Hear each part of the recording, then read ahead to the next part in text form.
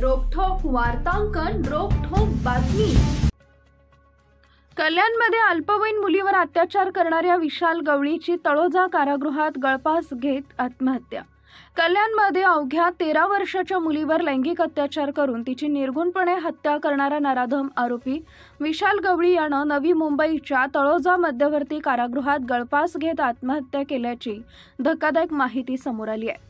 तळोजा कारागृहात पहाटे 4 ते 5 वाजेच्या सुमारास विशाल गवळी यानं शौचालयात जाऊन गळफास लावून घेतल्याची माहिती समोर आली आहे। या घटनेमुळे तळोजा कारागृहात एकच खळबळ उडाली आहे।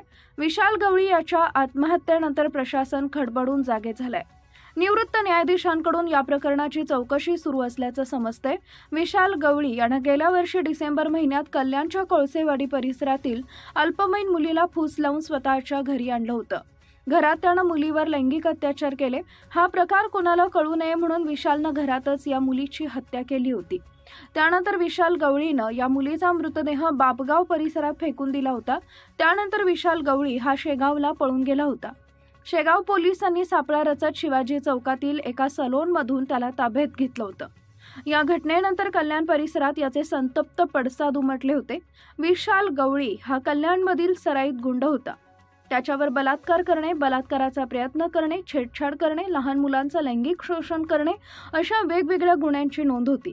कल्याण पूर्व परिसरात त्याच्या दहशतीमुळे अनेक कुटुंब हा परिसर सोडून गेले होते। मात्र विशाल गवळी याला राजकीय वरदहस्त असल्यानं त्याच्या विरोधात कठोर कारवाई होत नव्हती। विशाल गवळीनं अल्पवयीन मुलीचं अपहरण करून तिची हत्या केल्यानंतर मित्रासोबत जाऊन दारू विकत घेतली होती। त्यानंतर तो शेगावला पळून गेला होता। विशालची आतापर्यंत 3 लग्न झाली आहेत। त्याच्या 2 बायका त्याला सोडून गेल्यात, तर तिसरी बायको एका खासगी बँकेत नोकरीला होती। विशाल गवळीनं पहिल्या 2 बायकांप्रमाणात आपल्याला सोडून देऊ नये यासाठी पत्नीनं या मृतदेहाची विल्हेवाट लावण्यासाठी मदत केल्याची धक्कादायक माहिती तपासात समोर आली होती। या दोघांनी एका रिक्षातून मृतदेह भिवंडी जवळील बापगाव परिसरात दोघांनी मिळून फेकून दिला होता। महाराष्ट्रातील महत्त्वाच्या आणि ताज्या बातम्या पाहण्यासाठी आमच्या जय हो न्यूज चॅनलला सबस्क्राइब करा आणि बेल आयकॉन प्रेस करा।